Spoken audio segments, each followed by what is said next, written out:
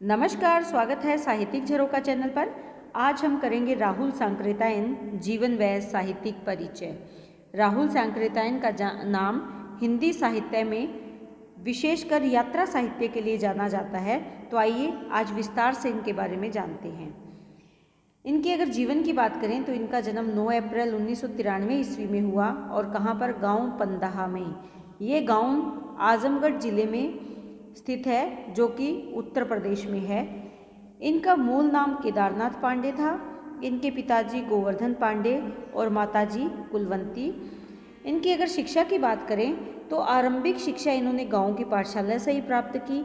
उसके बाद उच्च शिक्षा के लिए काशी, आगरा और लाहौर ये चले गए थे। यानी उच्च शिक्षा इनकी कहाँ से हुई? काशी से, आगरा से और लाहौर से इन्होंने प्राप्त की। इन्हें हिंदी के साथ साथ अनेक भाषाओं का ज्ञान था, जिनमें पाली है, प्राकृत, अपभ्रंश, तिब्बती, चीनी, जापानी, रूसी, अंग्रेजी, संस्कृत, उर्दू, फारसी आदि अनेक भाषाएं हैं। इतनी भाषाओं का ज्ञान होने के कारण इन्हें महापंडित भी कहा जाता है। 1930 ईस्वी में ये श्रीलंका चले गए। वहाँ पर बौद्ध धर्म को ग्रहण कर लिया। ये भगवान बुद्ध के विचारों से बहुत ज़्यादा प्रभावित थे, इसीलिए श्रीलंका जाकर इन्होंने बौद्ध धर्म ग्रहण कर लिया।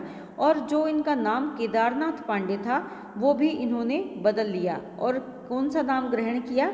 राहुल, यानी राहुल सांकृत्यायन बन गए थे केदारनाथ पांडे से। सम्मान की अगर बात करें, हिंदी साहित्य में लेखन के लिए जो योगदान है इनका, उसको देखते हुए इनको साहित्य अकादमी पुरस्कार दिया गया और पद्म भूषण से भी इन्हें सम्मानित किया गया। पद्म भूषण जो इनका सम्मान है वो इनकी रचना मध्य एशिया का इतिहास के लिए इनको प्रदान किया गया था, पद्म भूषण का सम्मान। उसके बाद अगर इनके निधन की बात करें तो इनका निधन 14 अप्रैल 1963 ईस्वी में हुआ। इनकी जो प्रमुख रचनाएं हैं, वैसे तो हिंदी साहित्य को इन्होंने समृद्ध करने में अपना बहुत बड़ा योगदान दिया है। इन्होंने लगभग 150 ग्रंथों की रचना की और उनमें से 130 ग्रंथ प्रकाशित भी हो चुके हैं। लेकिन यहाँ पर मैंने इनके प्रमुख या महत्वपूर्ण ग्रंथों को ही शामिल किया है, जिसमें सबसे पहले है कहानी संग्रह, सतमी के बच्चे हैं, वोल्गा से गंगा, कनैला की कथा। उसके बाद अगर उपन्यास साहित्य की बात करें तो 22वीं सदी, जीने के लिए, सी सेनापति और जय युद्ध है। देखिए 22वीं सदी, 20वीं सदी के आसपास रहते हुए भी 19वीं 20वीं सदी में इनका रचना काल था। उस सदी में रहते हुए भी इन्होंने 22वीं सदी के बारे में विचार किया, यानी भविष्य के बारे में ये ज़्यादा विचारक थे या भविष्य को लेकर ये पूर्ण रूप से सचेत थे। जीने के लिए भी इनके विचारों से परिपूर्ण इनका उपन्यास है। सी सेनापति और जय युद्ध को भी इन्होंने अनेक जो हमारे प्राचीन काल में जो हमारा इतिहास है उस स्वर्णमय इतिहास को इसमें शामिल किया है। उसके बाद अगर आत्मकथा की बात करें तो मेरी जीवन यात्रा, क्योंकि यात्राओं में बहुत ज़्यादा व्यस्त रहे हैं अपने जीवन में, इसीलिए उन यात्राओं के अनुभव को एक जगह संकलित करने के लिए इन्होंने आत्मकथा की रचना की और उसका नाम है मेरी जीवन यात्रा। जीवनी और संस्मरण में अगर देखें तो नए भारत के नए नेता, बचपन की स्मृतियाँ, लेनिन, कार्ल मार्क्स, ये पाश्चात्य विचारक हैं लेनिन और कार्ल मार्क्स। और इसके साथ साथ महामानव बुद्ध, ये बुद्ध कौन है? जो गौतम बुद्ध हैं। इनको आधार बनाकर भी इन्होंने जीवनी और संस्मरण की रचना की है। उसके बाद यात्रा साहित्य की अगर बात करें तो क्योंकि ये देश और विदेश में इन्होंने बहुत सारी यात्राएं की है, तो उस अपने अनुभव को भी इन्होंने यात्रा साहित्य में संकलित किया है, जिसमें लंका है, जापान है, चीन में क्या देखा, मेरी तिब्बत यात्रा और रूस में 25 मास, ये इनके प्रमुख यात्रा साहित्य है। वैसे इनके यात्रा साहित्य बहुत समृद्ध हैं, लेकिन सबके नाम यहाँ डालना संभव नहीं है। उसके बाद हम अगर निबंधों की बात करें तो ऋग्वैदिक आर्य, दर्शन दिग्दर्शन, मध्य एशिया का इतिहास इनके प्रमुख निबंध हैं। देखिए मध्य एशिया के इतिहास के लिए ही इनको पद्म जो भूषण है, पद्म भूषण पुरस्कार इनको दिया गया है। तो ये इनकी प्रमुख रचनाएं हैं। अब बात करते हैं इनके साहित्य की विशेषताओं की। जो हमने रचनाएं इनकी देखी उसमें जो मुख्य तौर पर विशेषताएं हैं, सर्वप्रथम है यायावरी वृत्ति को ज्ञान और साहित्य से जोड़ने का कार्य है। यहाँ पर वृत्ति है, आप इसको ठीक कर लें क्योंकि ये टाइपिंग मिस्टेक हो गया था। ये है वृत्ति, यानी घूमने की आदत को ज्ञान और साहित्य से जोड़ने का कार्य किया। देखिए ये इनको शौक़ था एक जगह से दूसरी जगह यात्रा का, लेकिन उस यात्रा को अपने तक सीमित नहीं रखा। उस यात्रा से प्राप्त जो इनका ज्ञान था, उस ज्ञान को इन्होंने साहित्य से जोड़ने का कार्य भी किया। यानी जहाँ पर भी गए, जिस गांव में गए, जिस देश में गए, वहाँ की सभ्यता क्या है, संस्कृति क्या है, वहाँ के आचार विचार क्या हैं, उन सबको इन्होंने साहित्य से जोड़ने का कार्य किया है। उसके बाद देखें, यात्रा साहित्य में लोक भाषा, लोक जीवन और लोक संस्कृति का चित्रण इन्होंने किया है।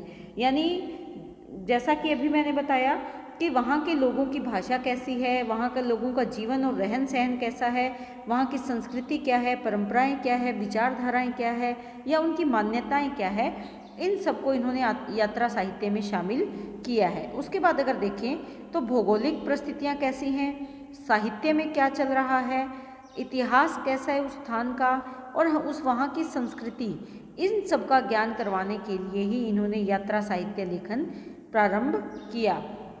ये मानते हैं कि इनका जो लेखन कार्य है वो उसको करने के लिए या उसको सीखने के लिए इन्होंने विशेष प्रयास नहीं किया, बल्कि इनकी यात्राओं ने ही इनको लेखक बना दिया और अपने आप विचार और भाव और भाषा उसके साथ जुड़ती चली गई, ऐसा इनका मानना है। यानी इनका जो प्रमुख कौन सा साहित्य है, यात्रा साहित्य है। क्यों? क्योंकि इनको यात्रा साहित्य का पितामह भी माना जाता है। जो राहुल सांकृत्यायन है, इन्हें यात्रा साहित्य का पितामह भी कहा जाता है। ये भी आप यहाँ पर नोट कर लें, पितामह भी कहा जाता है। तो क्योंकि यात्रा साहित्य पर, हिंदी साहित्य में यात्राओं पर अगर किसी का लेखन सबसे ज़्यादा मिलता है तो वो किसका है? राहुल सांकृत्यायन का मिलता है। और ये यात्रा साहित्य केवल उनके जीवन तक सीमित नहीं था, आम लोगों तक, जनता तक, वहाँ क्षेत्र विशेष के बारे में जो विशेषताएं थी, चाहे वो लोक जीवन से थी, चाहे वहाँ के संस्कृति से थी, वहाँ की परंपराओं से थी, उन सबको प्रचारित और प्रसारित किया। किसके माध्यम से? अपने साहित्य के माध्यम से। अब बात करते हैं भाषा और शैली की। देखिए वैसे तो इन्हें बहुत सी भाषाओं का ज्ञान था, लेकिन इनकी जो हिंदी साहित्य की में जो रचनाएं मिलती है वो विशेष तौर पर हिंदी में ही है। यानी हिंदी की रचनाओं को इन्होंने अहमियत दी। ये चाहते तो और भी भाषाओं को अपने लेखन का आधार बना सकते थे, लेकिन इन्होंने हिंदी में लिखने को ही प्राथमिकता दी। क्यों दी? क्योंकि ये चाहते थे कि हमारे देश की भाषा का विकास हो। यानी अपने देश प्रेम को इन्होंने हिंदी भाषा के माध्यम से अभिव्यक्त किया है, ताकि अपने देश की भाषा का विकास और प्रचार प्रसार किया जा सके। उसके साथ साथ क्योंकि ये बौद्ध धर्म से भी प्रभावित थे, तो बौद्ध धर्म के जो ग्रंथ मिलते हैं, चाहे वो पाली में है, प्राकृत में है, अपभ्रंश में है, उनको भी बहुत गहराई से इनका अध्ययन किया। तो कहीं कहीं पर इनकी अन्य बोलियों और भाषाओं के शब्दों का प्रयोग किया है, लेकिन वो प्रसंगों के अनुकूल है, जहाँ जिसकी आवश्यकता थी। इसी कारण इनका जो लेखन कार्य है वो बहुत ही व्यवहारिकता और रोचकता से परिपूर्ण है। इसके साथ साथ क्योंकि लोक जीवन से जुड़ा हुआ साहित्य है, यात्राओं में लोगों से मिलना जुलना, वहाँ की लोक संस्कृति को जानना इनका मुख्य उद्देश्य था। तो ऐसे में मुहावरों का प्रयोग करके इन्होंने भाषा को सारगर्भित बना दिया है। तो ये इनकी प्रमुख भाषा की विशेषताएं हैं। इसके साथ अगर हम देखें इनकी शैली की अगर बात करें, तो शैली में चित्रात्मकता है, वर्णनात्मक शैली का इन्होंने प्रयोग किया है, लेकिन विशेष रूप से इन्होंने विवेचनात्मक शैली का प्रयोग किया है। और विवेचनात्मक शैली का प्रयोग कहाँ पर किया है? जहाँ पर धर्म से जुड़े हुए बातें हैं, दर्शन से जुड़े हुए विषय हैं, या विज्ञान से संबंधित जो इनके ग्रंथ हैं, उन ग्रंथों के लिए इन्होंने विशेष रूप से विवेचनात्मक शैली का प्रयोग अपने लेखन में किया है। तो निष्कर्ष रूप में कहा जा सकता है कि राहुल सांकृत्यायन जी का जो यात्रा वृतांत है या यात्रा साहित्य है, उसका मुख्य उद्देश्य क्या था? हमारे अतीत को जानना और वर्तमान जो अतीत के गौरव को समझने के साथ साथ जो वर्तमान परिस्थितियां हैं देश की, समाज की, उनको समझना, उनको जानना और भविष्य को उज्जवल बनाने के लिए प्रयास करना। अर्थात तीनों ही, चाहे वो हमारा अतीत है, चाहे वो हमारा वर्तमान है या हमारा भविष्य है, तीनों ही जगह उनकी दृष्टि संपूर्णता के साथ टिकी हुई है। इसी कारण इनका ये एक बहुआयामी लेखक के रूप में प्रसिद्ध हुए हैं या इन्होंने प्रसिद्धि प्राप्त की है। तो आज हमने जाना राहुल सांकृत्यायन जी के जीवन के बारे में, उनकी रचनाएं, जो प्रमुख रचनाएं हैं उनके बारे में, और उनके साहित्य की जो प्रमुख विशेषताएं हैं, यानी किन विषयों को आधार बनाकर उन्होंने अपने साहित्य की रचना की है। तो उम्मीद करती हूँ कि आप बहुत अच्छे से समझ पा रहे हो। बहुत बहुत धन्यवाद।